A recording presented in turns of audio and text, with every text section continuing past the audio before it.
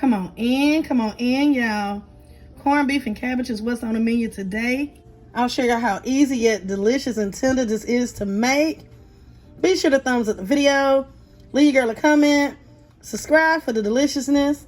Let's get into it. Take off.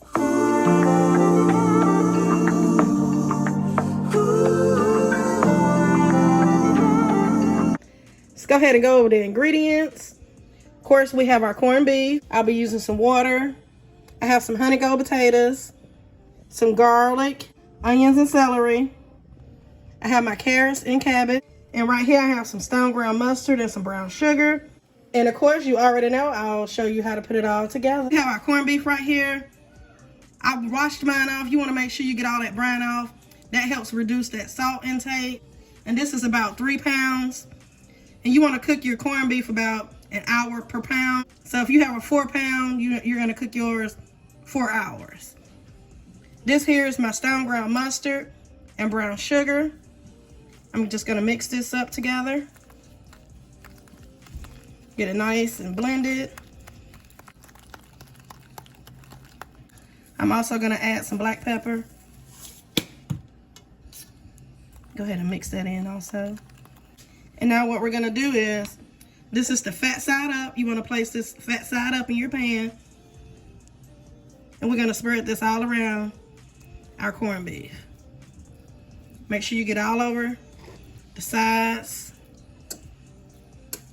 Now I will not be adding any salt to this because like I said, this corned beef is brined in a salt brine, so it's already salty.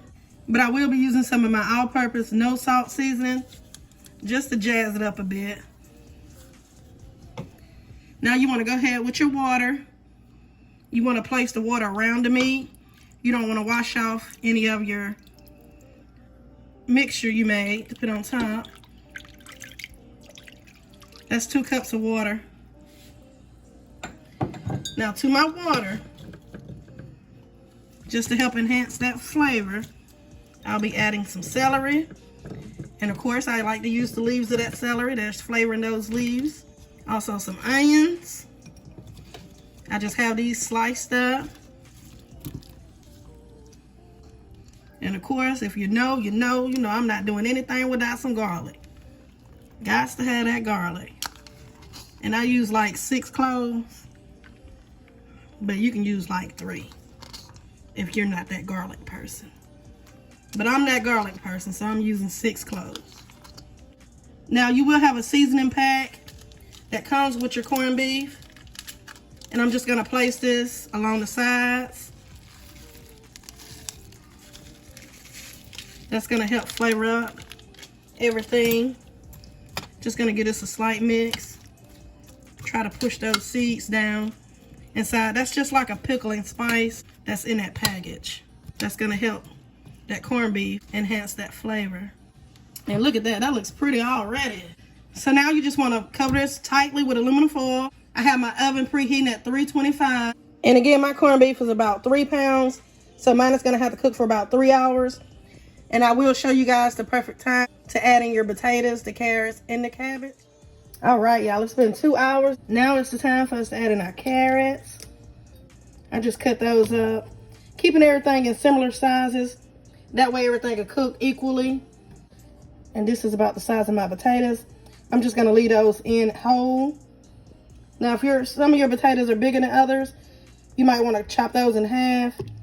That way they'll cook in the same amount of time. So we have our potatoes and carrots in. Now I'm adding in my cabbage.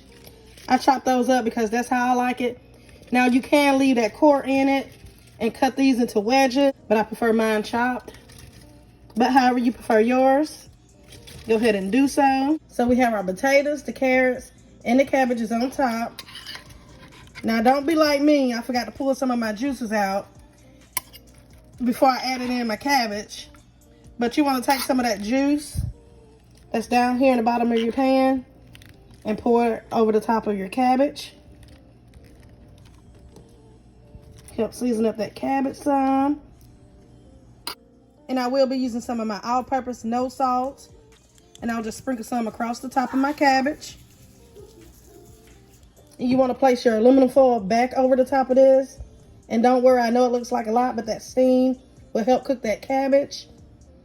And you want to go ahead and turn your oven temperature up to 350 degrees. And we're going to cook this for about an hour, you guys, and I'll show y'all what it looks like.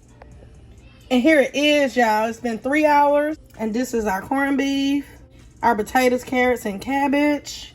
Now, your cooking time will vary depending on the size of your corned beef, the size of your potatoes, and your carrots. And again, you want to cook your corned beef 1 hour per pound. And whatever potatoes and carrots you're using, just make sure that they're similar in size so they'll all cook evenly. And as far as your cabbage, you want to cook that however you like your texture of your cabbage to be. I like mine to still have a little bite to it. And as you can see, look at that corned beef. Potatoes are done. Corned beef nice and juicy. Now at this point, you can go in, taste, check for your seasonings, and adjust as needed. And also, before you cut into your corned beef, you want to make sure this rests about 10-15 minutes before you cut into it. And you always want to cut against the grain, and that helps keep this corned beef nice and tender. Now, y'all know I can leave without giving y'all that first bite. Y'all look at that corned beef. It's nice and tender. Nice flavor to it. We got the carrots, our potatoes, and the delicious cabbage. Take a bite. I want to thank you guys for watching me today. Hope you guys give this recipe a try. Be sure to thumbs up the video. Leave your girl a comment. Make sure your notification bells are set to all. Subscribe for the deliciousness. And y'all know the vibe. Be blessed.